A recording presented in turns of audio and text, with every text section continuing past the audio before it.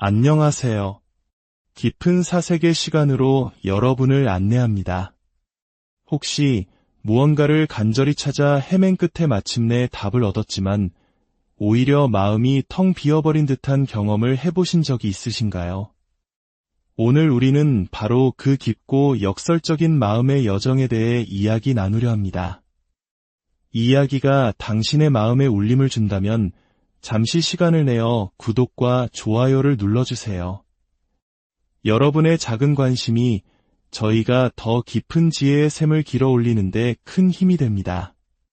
또한 이 이야기가 필요할지 모를 누군가에게 공유하는 것은 어둠 속을 걷는 이에게 작은 등불 하나를 건네주는 것과 같습니다.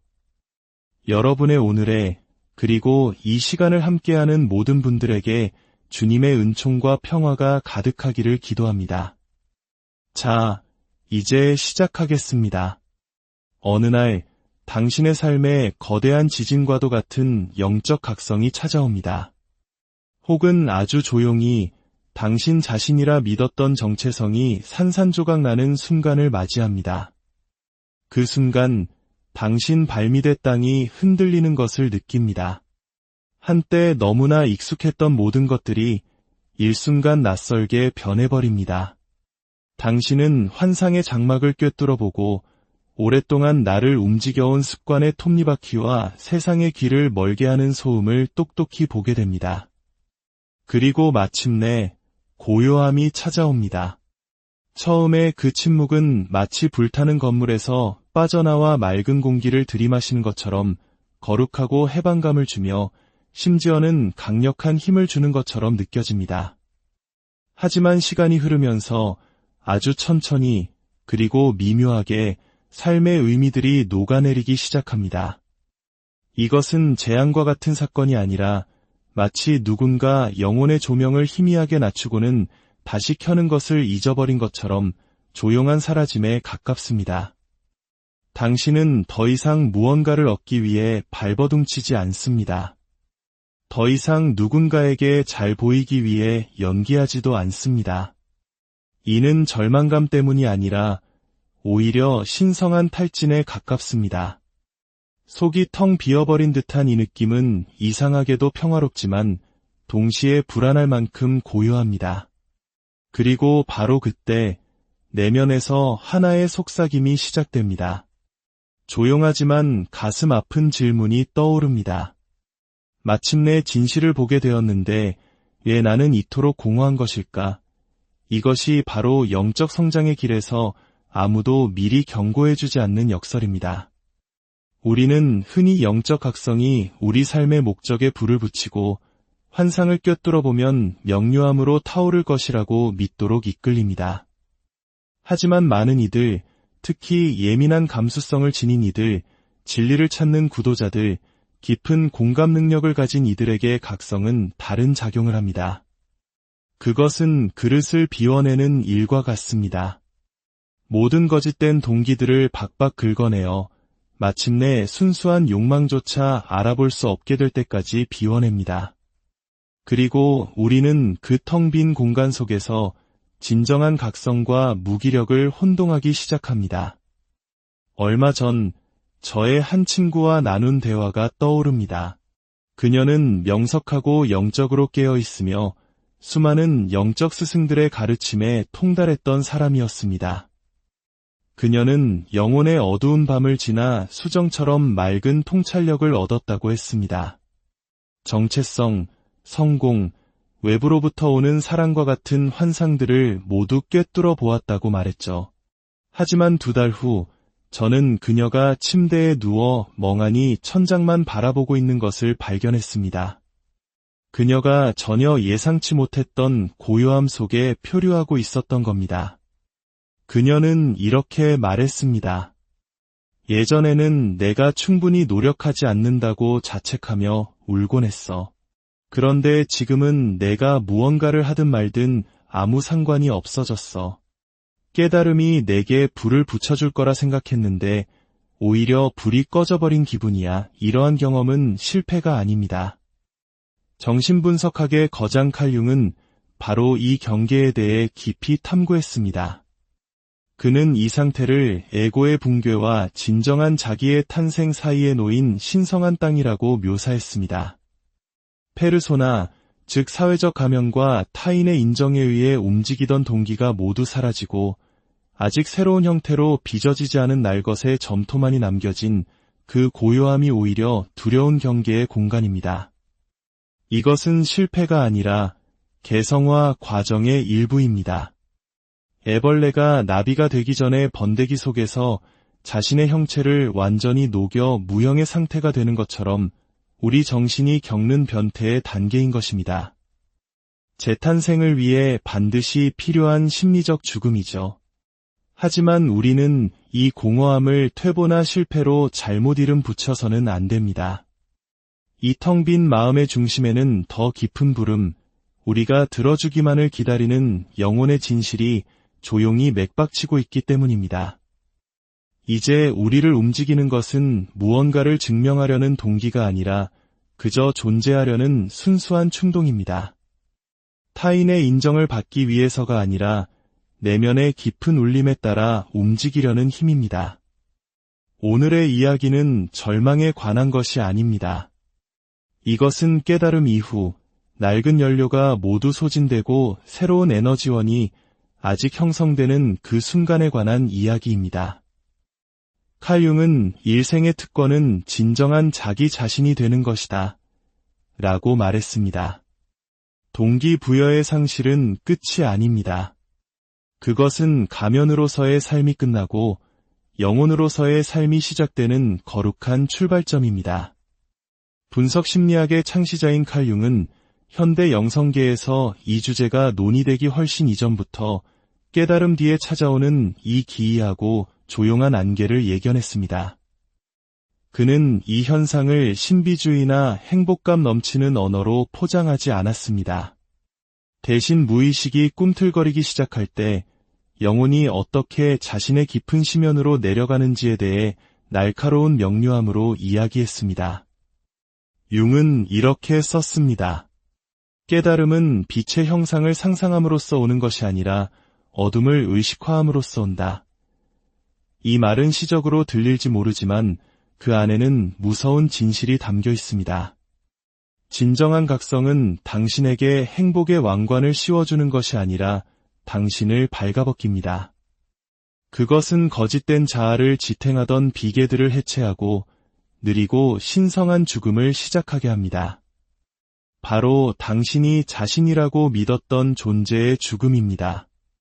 이 붕괴는 내면에서 일어나지만 그 파급력은 삶 전체에 미칩니다. 야망, 성취, 인정과 같은 이전의 동기들이 녹아내리기 시작합니다. 당신이 따르던 시간표, 당신을 앞으로 나아가게 했던 목표들, 심지어 당신의 관계, 일상의 리듬을 규정했던 정체성의 구조들마저 더 깊은 진실에 비답해서 신기루처럼 사라져갑니다. 여기서 중요한 심리적 뉘앙스가 있습니다. 당신의 에고는 사라지거나 죽지 않습니다. 단지 방향 감각을 상실할 뿐입니다. 에고가 따르던 대본은 불타 없어졌지만 아직 새로운 대본은 주어지지 않은 상태입니다. 그 결과는 게으름이나 무관심이 아니라 심오한 영적 과도기, 즉 림보 상태입니다. 당신은 더 이상 잠들어 있지 않지만 다음에 올 것을 향해 완전히 깨어난 상태도 아닙니다. 이것이 바로 융이 연금술의 니그레도, 즉 흑화 단계라고 불렀던 신비입니다. 에고는 해체되었지만 진정한 자기가 아직 왕좌에 오르지 않은 상태입니다. 현대적인 용어로는 동기 상실처럼 보이지만 융의 언어로는 거룩한 멈춤이며 영혼이 자신의 새로운 신화를 다시 쓰기 위해 내면으로 물러나는 중간 지대입니다. 하지만 우리 현대 사회는 이 침묵을 극도로 두려워합니다. 융은 현대 세계가 이 단계를 피하기 위해 그것을 병리적인 것으로 만들고 무감각하게 만들고 약물로 다스리기 위해 할 수 있는 모든 것을 한다고 경고했습니다. 진보처럼 보이지 않는 변화를 이해할 수 없기 때문입니다. 그러나 당신이 지금 경험하고 있는 것은 퇴보가 아닙니다. 그것은 통과의례입니다. 기능 장애가 아니라 신성한 하강입니다. 이것은 임상적인 의미의 우울증과는 다릅니다. 비록 그 그림자를 공유할 수는 있겠지만 말입니다. 이것은 영혼이 더 이상 공명하지 않는 삶에 참여하기를 거부하는 것입니다. 그리고 융은 바로 그것이 진정한 자기가 되어가는 신성한 과정, 즉 개성화의 시작이라고 믿었습니다. 사람들은 이 부분에 대해서는 거의 이야기하지 않죠. 빛을 본 뒤에 찾아오는 아픔, 계시 뒤에 오는 침묵에 대해서는 말입니다. 하지만 이 침묵은 텅 빈 것이 아닙니다. 그것은 무언가를 형성하는 시간입니다. 만약 당신이 그 안에서 가만히 서 있는 법을 배우고 그것이 당신에게 무엇을 요구하는지 귀 기울일 수 있다면 동기상실처럼 보였던 것이 사실은 더 깊은 조화를 향한 시작이었음을 깨닫게 될 것입니다. 세상은 당신이 길을 잃었다고 말할지 모릅니다. 하지만 융은 이렇게 말할 것입니다. 당신은 길을 잃은 것이 아니라 훨씬 더 정직한 무언가에 의해 재구성되고 있는 것이다. 당신의 가슴을 뛰게 했던 야망, 마감일, 5년 계획, 치열하게 살라는 동기부여의 주문들은 이제 아무런 감흥을 주지 못합니다. 당신이 실패했기 때문이 아니라 당신의 동기를 담고 있던 바로 그 구조 자체가 해체되고 있기 때문입니다. 우리 삶의 대부분 동안 에너지는 페르소나에서 나왔습니다. 세상을 살아가기 위해 우리가 썼던 가면, 즉 만들어진 자아 말입니다. 칭찬받고, 인정받고, 박수받고 싶어 했던 그 정체성은 결함이 아니었습니다. 그것은 인간 발달의 필수적인 단계였습니다. 하지만 당신이 깨어날 때 당신은 그 가면이 단지 연기였음을 보기 시작합니다. 그리고 그 연기는 더 이상 당신의 마음을 움직이지 못합니다. 무대가 환상으로 만들어졌다는 것을 본 이상 더는 박수갈채를 좇을 수 없게 되는 것입니다. 그 결과 한때 당신이 숭배했던 목표들은 이제 낯설게 느껴집니다. 그 목표들은 더 이상 당신 안에 살지 않는 옛 자아에 의해 쓰였기 때문입니다. 이것은 마치 배우가 무대에서 내려온 뒤 자신의 대사를 잊어버리는 것처럼 내면에 기이한 침묵을 만들어냅니다. 혼란스러워서가 아니라 그 대본이 더 이상 영혼의 울림과 맞지 않기 때문입니다. 당신은 방향을 잃은 것이 아니라 목적지를 필요로 했던 정체성을 벗어버렸기에 목적 없이 떠도는 것처럼 느껴집니다. 당신은 추진력을 잃은 것이 아닙니다. 그것의 동력을 공급하던 낡은 연료를 넘어선 것입니다. 지금 당신 안에서 꿈틀거리는 것은 부재가 아니라 신성한 멈춤입니다. 더 진실한 무언가로 채워지기를 준비하는 조용한 공백입니다. 연기가 아닌 존재로부터, 가면이 아닌 현존으로부터 빚어질 무언가를 위한 준비입니다. 에고는 밀어붙이지만 영혼은 기다립니다. 그리고 그 기다림 속에서 거룩한 무언가가 시작됩니다. 칼융은 삶의 목표가 에고를 드높이는 것이 아니라 그것을 더 크고 깊은 정신적 전체성, 즉 자기 안으로 통합하는 것이라고 믿었습니다. 진정한 자기는 에고와 달리 인정이나 성과에 무관심합니다. 야망이 아니라 조화에 의해 움직입니다. 그것의 유일한 욕망은 진실한 것을 표현하는 것입니다. 그래서 영적 각성 이후 우리의 정신은 신성한 재조정 작업을 시작합니다. 한때 흥미진진했던 것들이 이제는 공허하게 느껴집니다. 당신의 시스템은 인위적이거나 강요되거나 비진정성 있는 모든 것을 거부하기 시작합니다. 불안감에서 비롯된 경력, 역할에 기반한 관계, 심지어 부족하면 안 된다는 옛 자아의 두려움으로 만들었던 비전 보드까지도 말입니다. 이러한 내면의 정화 과정은 종종 해방감과 방향 상실감을 동시에 느끼게 합니다. 당신은 거짓된 것들을 벗어던지고 있지만 그 자리를 무엇으로 채워야 할지 막막합니다. 융은 많은 사람들이 여기서 길을 잃는다고 경고했습니다. 어떤 이들은 깨달음을 얻은 후 영적 우회에 빠집니다. 초월을 현실 도피와 착각하는 것입니다. 그들은 삼위를 떠다니며 모든 것을 환상이라 부르고 아무것도 중요하지 않다고 스스로를 설득합니다.